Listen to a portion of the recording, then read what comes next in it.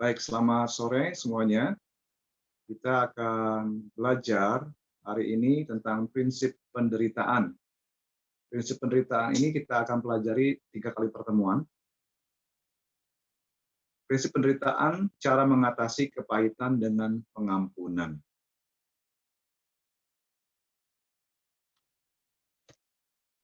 Ya, mengapa penting buat kita untuk memahami penderitaan? Alkitab mengajarkan banyak sekali alasan mengapa kita perlu memahami penderitaan. Yang pertama, jika kamu ingin kuasa Kristus, pertama kamu harus menerima penderitaan Kristus juga. Rasul Paulus berkata, yang kukehendaki ialah mengenal Dia dan kuasa kebangkitannya dan persekutuan dalam penderitaannya, di mana aku menjadi serupa dengan Dia dalam kematiannya. Kemudian Rasul Petrus juga berkata, jika kamu ingin kemuliaan Kristus, kamu harus juga menyambut penderitaan Kristus. Dalam 1 Petrus pasal 4 ayat 12 sampai 13, dikatakan, saudara-saudara yang kekasih, janganlah kamu heran akan nyala api siksaan. Sebaliknya bersukacitalah sesuai dengan bagian yang kamu dapat dalam penderitaan Kristus, supaya kamu juga boleh bergembira dan bersukacita pada waktu Ia menyatakan kemuliaan. Kemudian dalam 2 Timotius pasal 2 ayat 12, kalau kita ingin memerintah bersama Kristus, kita juga harus menderita bersama Kristus. Jika kita bertekun, kita pun akan ikut memerintah dengan Kristus. Nah, kalau orang Kristen tidak memahami dari perspektif Tuhan, penderitaan yang ia sedang alami, ia akan mengalami kepahitan. Sudah banyak orang Kristen yang kepahitan oleh karena mengalami kesusahan hidup, mengalami penderitaan, kemalangan dalam hidupnya. Akhirnya ia tidak mau berdoa lagi, tidak mau beribadah lagi kepada Tuhan, dia mundur dari pelayanan. Nah, kita harus paham tentang penderitaan ini. Karena kepahitan merupakan akibat dari tidak melihat penderitaan dari perspektif Allah. Nah, kita perhatikan bagian ini. Bagaimana Allah memberi reward, penghargaan kepada mereka yang berespon benar terhadap penderitaan. Ada panggilan Tuhan dalam kehidupan kita. Ada bermacam-macam panggilan. Panggilan yang pertama adalah panggilan pertobatan, panggilan keselamatan, di mana kita perlu memberikan Tuhan Yesus tempat yang layak dalam hidup kita. Roma 10 ayat 9. Kalau kamu mengaku dengan mulutmu Yesus adalah Tuhan dan percaya dalam hatimu bahwa Allah telah membangkitkan Yesus dari antara orang mati, maka kamu akan diselamatkan. Ini panggilan pertama. Yang kedua, panggilan kedua adalah kita dipanggil Tuhan untuk memisahkan diri dari kegelapan. Kita harus berbalik dari semua bentuk kejahatan. Tambahkan kepada imanmu kebajikan. 1 Petrus pasal 2 ayat 9, tetapi kamulah bangsa yang terpilih, imamat yang rajani, bangsa yang kudus, umat kepunyaan Allah. Kamu telah dipanggil keluar dari kegelapan untuk masuk dalam terang yang ajaib. Panggilan ketiga adalah panggilan pengabdian kepada terang, di mana kita semua perlu berkomitmen kepada firman Tuhan, kepada terang Alkitab. Tambahkan kepada kebajikan pengetahuan. Jangan kamu serupa dengan dunia ini, tapi berubahlah sesuai dengan pembaharuan budimu. Pikiran kita diperbaharui dari hari ke hari karena kita merenungkan firman Tuhan. Panggilan keempat adalah panggilan berinvestasi dalam pelayanan. Kita terlibat dalam pencapaian yang langgeng. Tambahkan kepada pengetahuan penguasaan diri. Kumpulkan hartamu di sorga. Jangan mengumpulkan harta di bumi. Panggilan kelima adalah panggilan supaya kita bertekun dalam penderitaan. Siap untuk disalahpahami. Tambahkan kepada penguasaan diri ketekunan. Perseverance. Ini yang kita pelajari. Penderitaan itu perlu kita jalani ketekunan. Kemudian panggilan keenam adalah panggilan kerendahan hati dalam respons. Kita harus belajar berespons seperti Tuhan Yesus berespon kepada orang yang bersalah. Tambahkan kepada ketekunan kesalehan, Roma 8 ayat 29. Semua orang yang telah dipilih oleh Allah, ditentukan oleh Allah dari semula untuk menjadi serupa dengan Kristus. Ketika Kristus di atas kayu salib, ia mendoakan orang-orang yang menyalibkannya. Bapa, ampunilah mereka, sebab mereka tidak mengerti apa yang mereka perbuat. Kita harus belajar berespon seperti Tuhan berespon. Kita dipanggil Tuhan untuk menyerupai Dia. Panggilan ketujuh adalah panggilan siap siaga dalam berbagi. Kita waspada terhadap orang lain yang telah terluka. Tambahkan kepada kesalehan, kasih persaudaraan, kasih filia. Kemudian kepada kasih persaudaraan kita tambahkan kasih. Kita dipanggil Tuhan untuk bereproduksi. Kedewasaan kita harus kita reproduksikan. Orang yang dewasa rohani akan menghasilkan orang-orang yang dibimbing oleh Dia. Bimbinglah orang-orang melalui langkah-langkah yang Tuhan sudah tuntun engkau. Ya. Nah, saudara perhatikan, kesaksian kita akan meningkat saat kita sepenuhnya mematuhi setiap panggilan ini. Tujuannya supaya kita menjadi translator, menjadi penterjemah kebenaran rohani, kebenaran spiritual yang paling efektif. Saudara saya menjadi saksinya Tuhan. Kita seperti bintang-bintang yang bercahaya di tengah kegelapan dunia ini. Jadi mari kita belajar berespon benar terhadap penderitaan, supaya kita jadi saksi Tuhan seperti bintang-bintang yang gemerlapan. Nah, kita akan belajar beberapa definisi penderitaan. Ya. Yang pertama, penderitaan itu adalah tanah subur tempat Tuhan mentransplantasikan setiap orang Kristen yang bertumbuh. Tanah subur tempat Tuhan menanamkan setiap orang Kristen yang bertumbuh.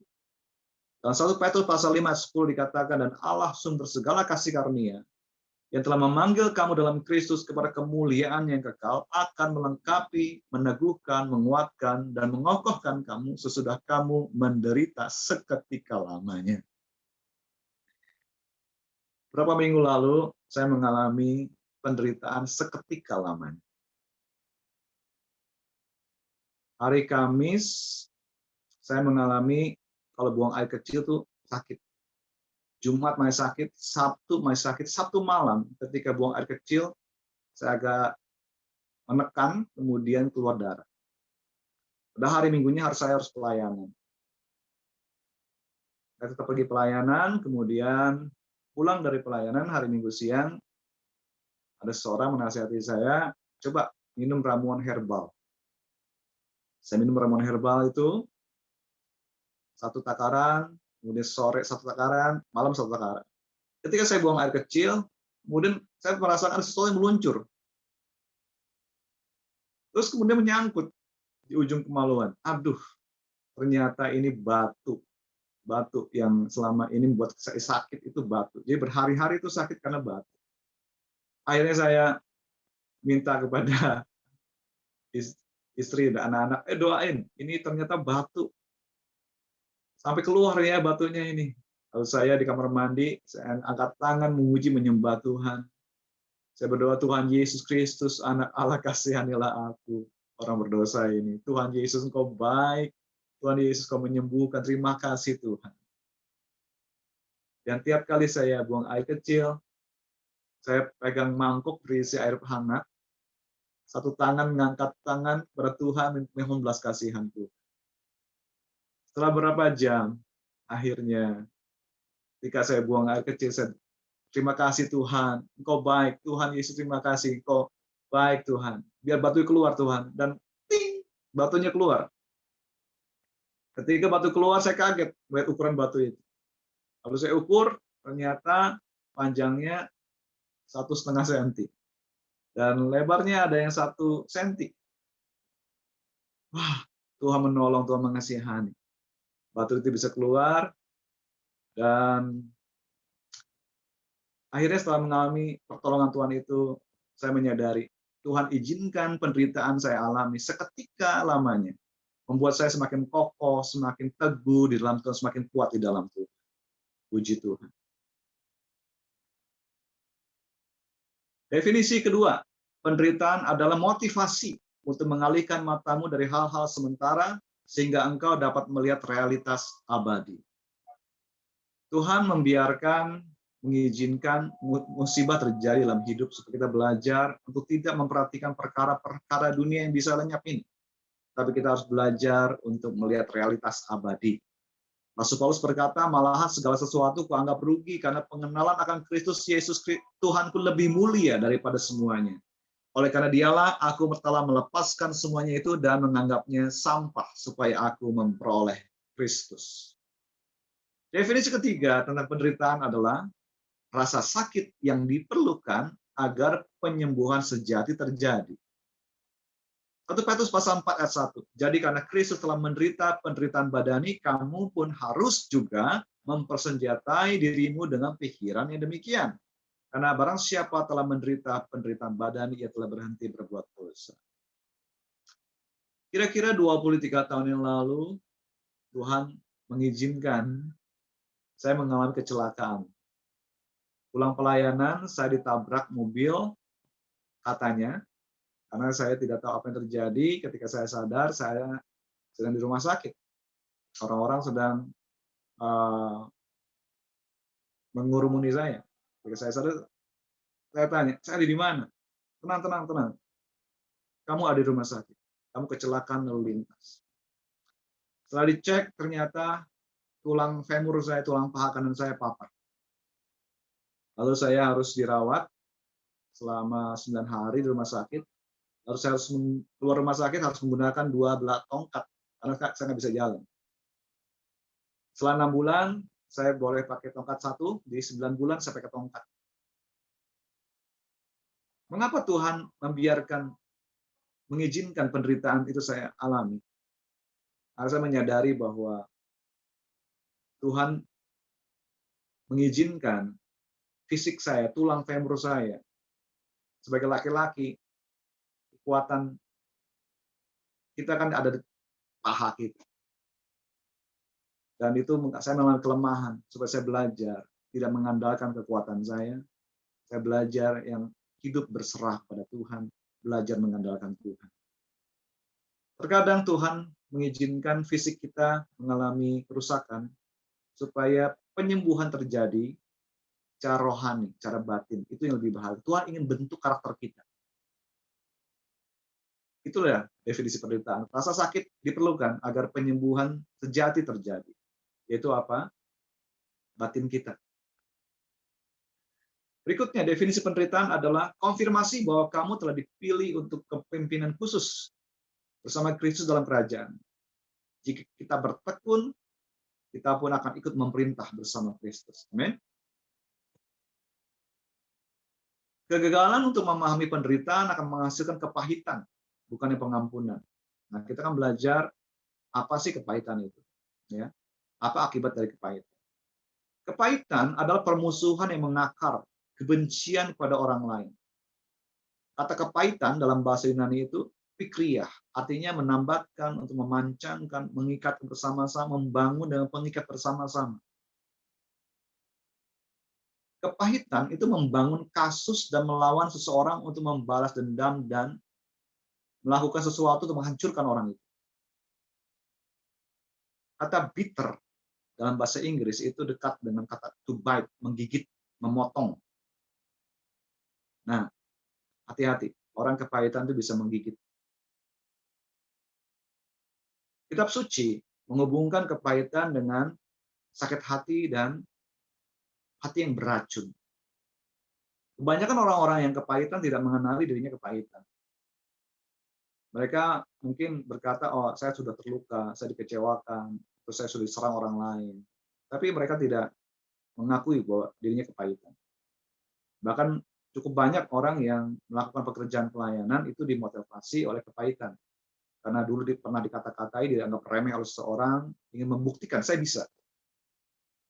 Nah, ini terjadi kasusnya pada Simon di Kisah Rasul 8. Dikisahkan ketika tanah Samaria sudah mendengar Injil, orang-orang sudah terima Tuhan Yesus, lalu Rasul Petrus dan Yohanes datang ke sana, menumpangkan tangan, lalu setiap orang yang ditumpang tangan oleh Petrus dan Yohanes menerima kepenuhan Roh Kudus. Simon ingin seperti itu, dan Simon menawarkan, saya mau beli deh karunia itu.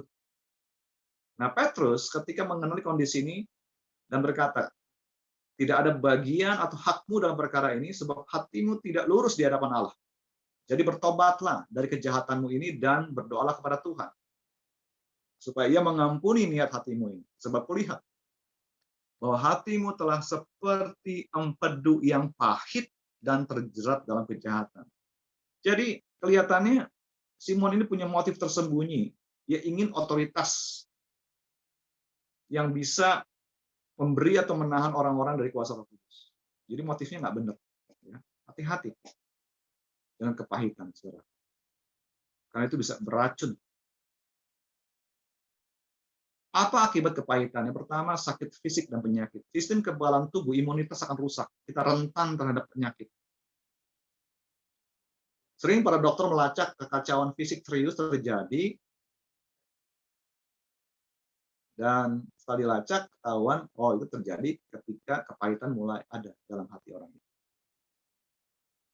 Yang kedua, akibat kepahitan adalah kekacauan emosional. Kepahitan menyebabkan energi emosionalmu terus-menerus terkuras. Hasilnya, depresi. Dan depresi itu merusak. Dan keadaan lebih buruk kenapa? Ketika orang kepahitan, orang yang kepadanya engkau kepahitan, itu mengendalikan hidupmu. Kamu memikirkan terus orang itu, sikapmu lain terbentuk. Dan lama-lama kamu akan jadi seperti orang yang kepadanya engkau pahit hati. Aku tidak mau seperti dia, tapi akhirnya jadi seperti dia. Aku benci dengan ayahku, tapi akhirnya dia seperti ayahnya yang ia tidak sukai.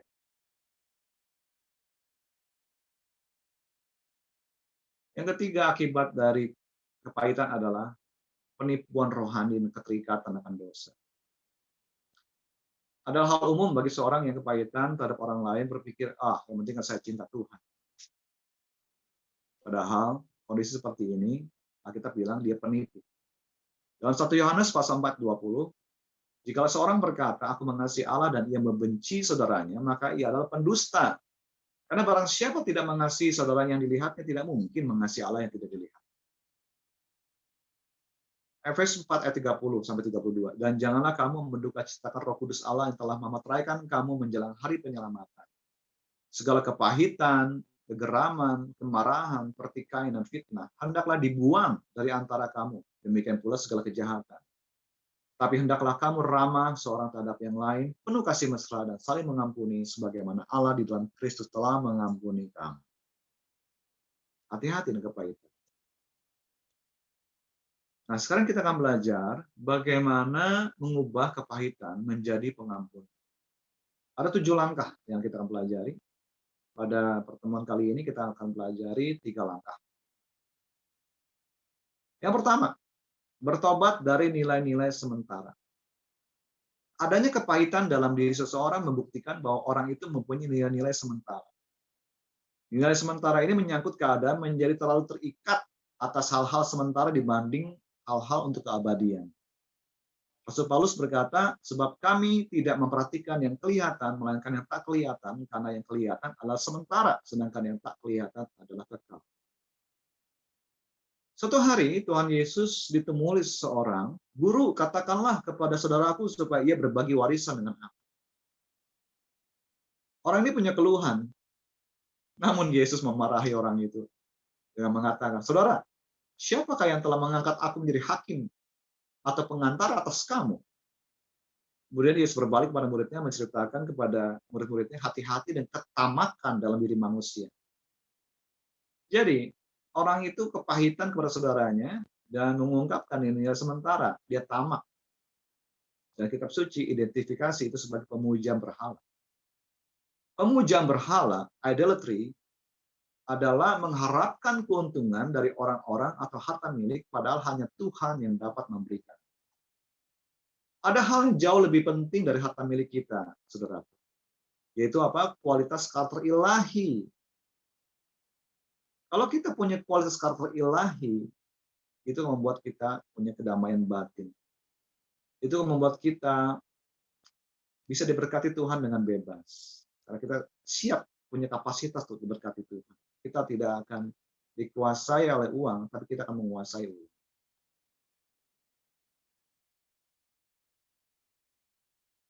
Ada sebuah kisah yang menarik, yaitu seorang pria berumur 24 tahun mulai bekerja di sebuah perusahaan kecil. Dia mau bekerja di perusahaan itu karena pimpinan perusahaan itu meyakinkan pria ini jika ia mau bekerja dan upah minimum, bisnis tersebut nanti akan diberikan kepadanya saat pemilik perusahaan itu akan mengundurkan diri beberapa tahun mendatang. Jika karyawan itu bekerja selama 14 tahun dengan upah yang kecil, dan bisnis itu makin maju, makmur, kemudian suatu hari pimpinannya memberitahu bahwa dia telah menjual bisnis itu dan sekarang tidak ada lagi pekerjaan untuk dia. Jika karyawan itu tadinya melayani pimpinan perusahaan untuk goal yang sementara, yakni untuk memiliki perusahaan, pasti ia sudah pahit hati. Sebaliknya ia bekerja seperti untuk Tuhan, mengharapkan penghargaan yang hanya Tuhan dapat berikan. Ia melakukan Kolose 3:23. Apapun juga yang kamu perbuat, perbuatlah dengan segenap hatimu seperti untuk Tuhan dan bukan untuk manusia. Kamu tahu bahwa dari Tuhanlah kamu akan menerima bagian yang ditentukan bagimu sebagai upah. Kristus adalah Tuhan yang kamu hambai. Jadi pria ini bekerja seperti untuk Tuhan, mengharapkan upah dari Tuhan. Makanya dia tidak kecewa ketika bisnis itu tidak diberikan kepadanya. Dan benar, Tuhan akhirnya menggantikan. Beberapa tahun setelah itu, Tuhan buka saluran lain. Seperti Tuhan janjikan, Tuhan memberkati hidupnya. Berkat Tuhan atas karyawan itu tidak membebaskan pimpinan itu dari kegagalan untuk memenuhi janjinya. Karena Tuhan memperingatkan mereka dalam kepemimpinan, barang siapa berbuat kesalahan, ia akan menanggung kesalahannya. Karena Tuhan tidak memandang orang. Hai Tuhan, Tuhan, berlakulah adil dan jujur terhadap hamba-Mu, ingatlah kamu juga mempunyai Tuhan di sorga. Ingat Tuhan itu akan membalas setiap kita setimbang perbuatan kita. Kita belajar juga dari Rasul Paulus bagaimana ia menghindari kepahitan dengan memandang kerugian sebagai pertukaran seperti dalam perdagangan. Ada sesuatu yang harus dilepaskan untuk memperoleh hal lain. Dasar dari semua keuntungan adalah pertukaran yang bijaksana. Seorang anak muda menukarkan waktunya untuk belajar, keterampilan, punya skill, kemudian dia tukarkan skillnya itu untuk uang. Kemudian setelah dapat uang, dia tukarkan uang itu untuk membeli barang-barang yang punya nilai lebih besar dibanding uang. Ya. Fakta perdagangan yang jelas nyata adalah kamu kehilangan satu hal dalam rangka memperoleh hal yang lain. Dan Paulus mengungkapkan kebenaran penting bahwa pertukaran itu diperlukan kalau kita mau bertumbuh secara rohani. Dalam Filipi pasal 3, 7-8, Paulus mengatakan apa yang dahulu merupakan keuntungan bagiku, sekarang kuanggap rugi karena Kristus. Malahan segala sesuatu kuanggap rugi karena pengenalan akan Kristus Yesus Tuhanku lebih mulia daripada semuanya itu. Oleh karena Kristuslah aku telah melepaskan semuanya itu dan menganggapnya sampah supaya aku memperoleh Kristus. Kalau kita membaca kisah perjalanan Rasul Paulus, dia punya banyak alasan untuk kepahitan. Dia sudah mengalami banyak kesusahan dalam hidup, penderitaan dalam hidupnya. Tapi sebaliknya ia bersukacita karena ketika ia kehilangan semua hal, ia bisa memperoleh realitas abadi yaitu Kristus yang lebih berharga dari semuanya. Nah, kita akan terapkan di proyek pertama. Dalam kolom pertama di lembar kerja pengampunan, daftarkan mereka yang sudah menyakiti kamu dan yang belum kamu mampu untuk mengampuni orang itu. Daftarkan kesalahan-kesalahan mereka, kemudian tentukan apakah kerugian itu abadi atau untuk sementara. Jadi siapkan lembar kerja ya. Di halaman A4 bisa kolom 1, kolom 2, kolom 3, kolom 4, di halaman sebaliknya kolom 5, 6, 7 atau bisa dikerjakan di kertas di buku ya. Di kolom 1, apakah hal-hal yang menyebabkan kepahitanku? Siapa orang yang bersalah padaku? Apa luka sakit hati yang yang diakibatkan? Apa kerugian sementara yang terjadi? Ya. Silakan refleksikan siapa orang yang bersalah padaku, apa luka hati, sakit hatiku, apa kerugian. Dan kalau sudah mendaftarkan itu, renungkan, apakah aku sudah melaksanakan langkah-langkah Matius 18 ayat 15-18. Jika ada seorang berdosa, tegur dia 4 mata. Kalau nggak mau ngaku, panggil saksi. Kalau nggak mau ngaku juga, umumkan pada jemaat. Ya. Maksudnya adalah coba adakan usaha untuk pendamaian, rekonsiliasi. Baik, Kita ambil waktu ya, silahkan merenungkan, adakah hal-hal yang menyebabkan kepahitan. Baik, kita akan masuk ke langkah kedua. Bagaimana mengubah kepahitan menjadi pengampunan. Langkah kedua adalah berterima kasih, bersyukur kepada Allah untuk luka, sakit hati yang terjadi. Memang sangat sulit untuk berterima kasih kepada Allah yang mengizinkan luka, sakit hati yang kamu derita dari orang lain. Tapi itulah yang Tuhan mau. Mengucap syukur dalam segala hal. Sebab itulah yang dikehendaki Allah dalam Kristus Yesus bagi kamu. Jangan padamkan roh. Sadarilah bahwa engkau bersyukur kepada Allah bukan untuk keadaan sakit hatimu, tapi bersyukur untuk kebaikan Tuhan dan maksud Tuhan yang menyertai dalam membiarkan keadaanmu itu terjadi. Tuhan tidak bertanggung jawab untuk kesalahan yang diperbuat mereka yang sudah menyakiti kamu. Tapi Tuhan janji yang menggunakan semuanya untuk kebaikan. Dalam Mazmur 76 ayat 11 dikatakan, sesungguhnya panas hati manusia akan menjadi syukur baginya. Karena itu, mari kita bersyukur pada Tuhan. Apapun terjadi, terima kasih kepada Allah. Apa penyebab orang tidak bersyukur? Yang pertama, mengira bahwa Tuhan berhutang sesuatu kepada kita. Ada satu sikap umum bahwa Tuhan itu berhutang pada tiap-tiap orang. Tuhan itu harusnya memberi kehidupan yang bahagia, kehidupan yang sehat, makmur, 70-80 tahun. Kalau Tuhan tidak memberikan itu, bahkan memotong hidup seseorang jadi singkat, lalu Tuhan disalahkan. Mengapa Tuhan biarkan ini terjadi? Saya pernah pergi ke rumah sakit, ada seorang anak remaja meninggal dunia karena kecelakaan lalu lintas. Satu ayahnya berseru, Tuhan jahat. Mengapa Tuhan mengambil anakku? Mengapa Tuhan biarkan terjadi? Nah, ini sikap ya. Yang sikap ini banyak ada di tiap orang-orang. Nah, sikap ini tidak baik. Kenapa? Karena sikap seperti ini pasti menyebabkan kepahitan. Di Alkitab ada contohnya istri Ayub. Ketika istri Ayub melihat kondisi suaminya menyedihkan, udah bangkrut, harta miliknya habis, anaknya mati semua, lalu Ayub juga mengalami sakit penyakit. Lalu istri Ayub berkata, mengapain kamu beribadah kepada Allah? Kutukilah Allahmu dan matilah. Lalu tanggapan Ayub ini kita belajar. Ayub memarahi istrinya. Apakah kita mau menerima yang baik dari Allah tapi tidak mau menerima yang buruk? Dalam kesemuanya itu Ayub tidak berbuat dosa dan bibir. Bahkan di Ayub 13 ayat 15 ya, dalam satu terjemahan dikatakan, sekalipun ia Tuhan membunuh aku tetap percaya kepadanya. Wow, ini iman. Ayub tidak punya sikap bahwa Tuhan itu berhutang kepada dia. Kalau orang ingin diperlakukan sepantasnya oleh Tuhan sebenarnya, tak seorang pun di antara kita akan hidup. Jika Tuhan memberi kita apa yang kita layak terima, tak seorang pun akan hidup. Sebab kita semua telah berdosa, dan upah dosa ialah kematian. Sesungguhnya benar bahwa hidup ini hanya karena kemurahan Tuhan. Seperti Nabi Yeremia katakan, tak berkesudahan kasih setiap Tuhan, tak habis-habisnya rahmat-Nya, selalu baru tiap hari. Besar kesetiaan. Jadi, Tuhan tidak berhutang apapun kepada kita. Hidup kita hanya karena kemurahan Tuhan. Dan itu bersyukur. Penyebab kedua, kenapa orang tidak bersyukur? Karena orang itu berfokus pada apa yang ia pikir seharusnya ia terima dibanding dengan apa yang sudah ia terima.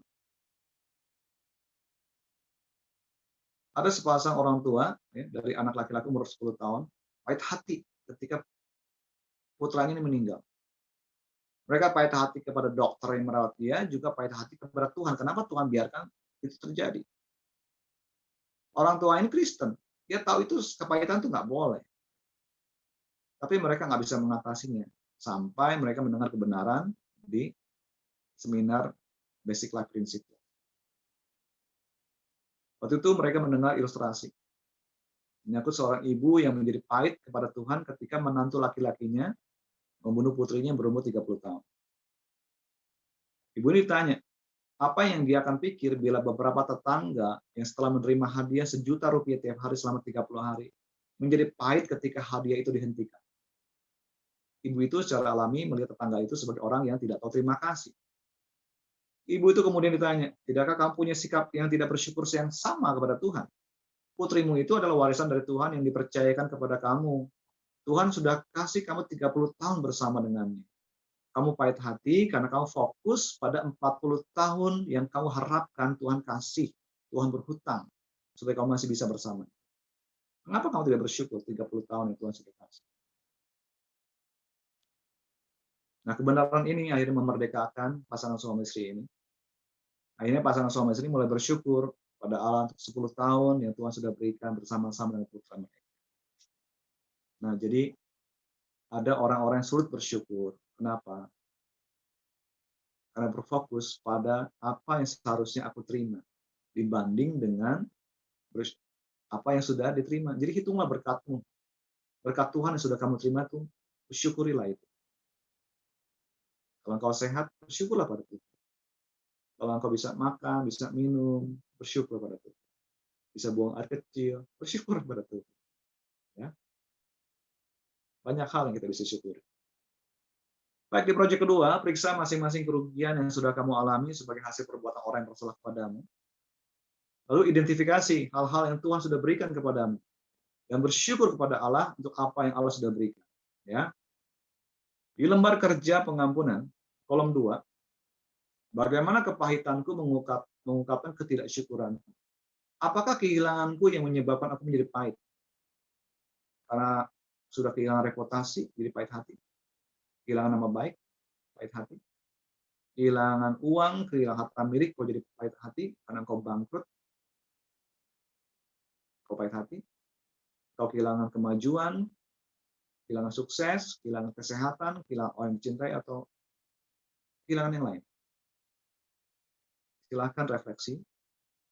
Dan pada setiap kasus, coba pikirkan berkat Tuhan. Baik, kita akan masuk ke langkah ketiga, bagaimana mengubah kepahitan menjadi pengampunan. Yaitu, memandang orang yang bersalah kepadamu sebagai agen Tuhan. Suatu dasar penting untuk memaafkan orang yang bersalah adalah melihat mereka bukan sebagai orang-orang yang independen yang menyerang kamu, tapi sebagai orang yang dipilih Tuhan untuk memenuhi tujuan Tuhan dalam hidupmu. Nah, perspektif ini membuat tokoh-tokoh di Alkitab bisa memaafkan orang yang bersalah pada mereka. Kita akan belajar dari Ayub. Ayub adalah seorang manusia yang suka damai, dihormati di seluruh daerah. Tapi suatu hari perampok yang jahat datang menyerang harta miliknya Ayub. Mereka mencuri kumpulan keledai, lembu sapi, membunuh para pembantu Ayub, kemudian kabur. Pada hari yang sama, ada rombongan Kaldean juga menyerang. Mereka mencuri unta-untanya Ayub, membunuh orang-orang yang menjaganya. Ayub bisa menjadi pahit hati kepada musuh.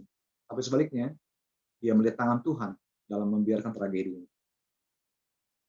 Setelah semua terjadi, maka berdirilah Ayub lalu mengoyak jubahnya, mencukur kepalanya, kemudian sujudlah ia dan menyembah Tuhan. Katanya, dengan telanjang aku keluar dari kandungan ibuku, dengan telanjang juga aku akan kembali ke dalamnya. Tuhan yang memberi, Tuhan yang mengambil, terpujilah nama Tuhan. Jadi Ayub memandang orang-orang yang telah berbuat jahat kepadanya sebagai orang yang jadi agennya Tuhan.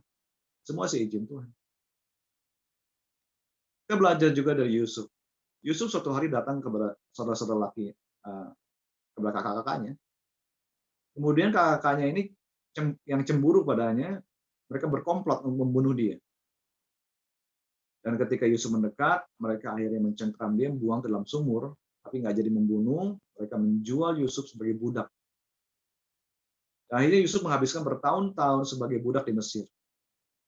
Dan di Mesir, ia dituduh dengan licik, atau dipenjarakan, dibelenggu, dipenjara. Ia bisa sangat pahit hati kepada saudara-saudaranya. yang udah buat jahat kepadanya. Tapi sebaliknya Yusuf memandang mereka sebagai alat di dalam tangan Tuhan. Bertahun-tahun kemudian, setelah membawa saudara-saudara laki-laki kepada pertobatan, ia bisa yakinkan mereka bahwa dia sudah mengampuni mereka. Yusuf berkata begini, memang kamu telah mereka-rekakan yang jahat terhadap aku, tapi Allah telah mereka-rekakannya untuk kebaikan, dengan maksud melakukan seperti yang terjadi sekarang ini, yakni memelihara hidup suatu bangsa yang besar. Jadi Yusuf punya perspektif. Kakak-kakaknya berbuat jahat itu, semua seizin Tuhan. Jadi agen Tuhan. Untuk satu rencana Tuhan. Berikutnya kita belajar dari Daud. Daud diurapi oleh Allah menjadi raja atas Israel. Anaknya Absalom suatu hari membuat jamuan makan malam. Ternyata dalam jamuan makan malam itu ia sudah berkomplot memberontak kepada melawan bapaknya. Dan Daud akhirnya terpaksa melarikan diri dari istana. Sepanjang perjalanan ada manusia jahat dari keluarga Saul bernama Simei mengutuki Daud sepanjang jalan. Dia mencaci Daud, lemparkan lumpur batu sama Daud. Salah satu jenderalnya Daud berkata, mengapa anjing mati ini mengutuki tuanku raja? Izinkan aku menyeberang dan memenggal kepalanya. Daud bisa saja kepahitan kepada putranya dan juga kepada Simei. Dia punya banyak alasan untuk eksekusi Simei. Sebaliknya Daud memandang Simei sebagai orang yang diperintahkan Allah untuk mengutuk dia. Daud bilang begini, biarlah ia mengutuk, sebab apabila Tuhan berfirman kepadanya, kutukilah Daud. Siapakah yang akan bertanya, mengapa engkau berbuat demikian? Daud tidak kepahitan kepada Simei, sebab Daud punya perspektif. Simei itu dipakai Tuhan. Semua seizin Tuhan. Kita belajar juga dari Tuhan Yesus yang datang ke dunia ini jadi Raja Damai. Ia hidup tanpa dosa. Kemana-mana ia berbuat baik. Para ahli Taurat dan orang Farisi cemburu karena Yesus makin terkenal. Hanya ada satu solusi di pikiran mereka. Mereka harus membunuh Yesus. Jadi mereka pikirkan rencana jahat, kumpulin penuduh palsu, bawa Yesus ke pengadilan, lalu Yesus diolok-olok di pengadilan, dipukuli, dihina, dan akhirnya mereka memakkukan Yesus di atas kayu salib. Yesus bisa saja menganggap penuduhnya sebagai manusia semata-mata berbuat jahat. Sebaliknya, Yesus melihat mereka semua sebagai agen yang dipakai oleh Allah untuk memenuhi tujuan yang lebih besar. Di atas kayu salib, Yesus berkata, ya Bapa, ampunilah mereka, sebab mereka tidak tahu apa yang mereka perbuat. Dan pernyataan Yesus mencakup doanya, Bapa, engkau tahu apa yang engkau sedang lakukan melalui mereka dalam rangka memenuhi tujuan akhirmu dalam menyediakan penebusan untuk umat manusia. Yesus punya perspektif bahwa orang-orang menyalibkan dia, itu semua adalah seizin Tuhan, seizin Bapa di sorga. Itu suatu rencana Allah untuk menyelamatkan manusia. Kita belajar lagi dari Stefanus. Stefanus ini seorang diaken, seorang yang penuh iman dan penuh Roh Kudus. Dia tidak hanya sukses dalam pelayanan sebagai diaken, tapi dia juga disertai Tuhan dan karunia kuasa mengadakan banyak mujizat tanda-tanda di antara orang banyak. Ketika para pemimpin dalam sinagog mencoba untuk berdebat dengan dia, tidak sanggup mereka melawan hikmatnya Stefanus dan Roh Kudus yang menolong. Bagaimanapun, mereka tidak mau mendengarkan Stefanus. Mereka menyeret Stefanus keluar kota, lalu mereka melempari Stefanus dengan batu. Stefanus bisa kepahitan sama orang-orangnya. Tapi Stefanus meneladani Kristus. Sambil berlutut, dia berseru dengan suara nyaring. Tuhan, jangan tanggungkan dosa ini kepada mereka. Dan dengan perkataan itu, meninggallah Stefanus. Stefanus punya perspektif bahwa orang-orang yang membenci, yang melempari dia dengan batu adalah agen Tuhan. Itu suatu rencana Tuhan. Dan salah seorang yang menyaksikan Stefanus mati adalah Saulus yang akhirnya menjadi Paulus. Dia rasul. Apa yang terjadi ketika kita memandang orang yang bersalah kepada kita sebagai agen Tuhan? Dengan memandang orang menyakitimu sebagai alat di bawah kendali Bapa Surgawi yang bijaksana penuh kasih. Engkau memindahkan kemungkinan menjadi pahit hati kepada orang bersalah itu. Jadi kamu nggak akan kepahitan. Kenapa? Orang itu cuma agen, cuma alat di tangan Tuhan. Hal kedua, Ada suatu kepercayaan bahwa Tuhan punya rencana khusus untuk hidup. Percayalah, Allah turut bekerja dalam segala sesuatu untuk mendatangkan kebaikan. Allah itu seperti dokter yang bijaksana yang tidak menyiapkan suatu instrumen yang tidak ia rencanakan untuk digunakan. Persiapan Yusuf itu contoh klasik. Ya. Ingat tentang kisah Yusuf. Semua seizin Tuhan untuk suatu rencana Tuhan yang indah. Hasil ketiga adalah bahwa kamu mempertunjukkan kasih Kristus ke orang yang bersalah padamu melalui respons yang benar. Responsmu yang salah. Kamu melanjutkan pelayanan dari Kristus yang menderita di muka bumi ini.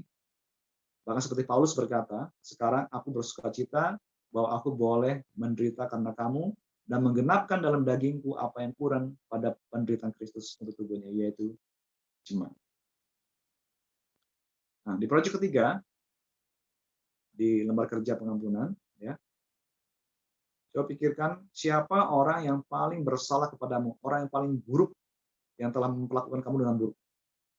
Gambarkan dia sebagai seorang agen di bawah kendali Tuhan.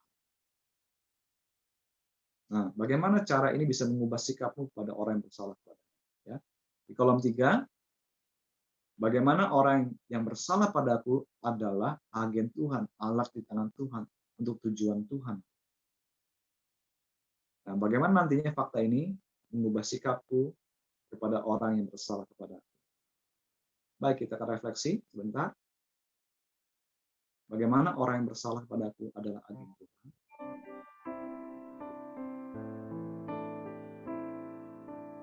Dan bagaimana nantinya fakta ini mengubah sikapku kepada orang yang bersalah.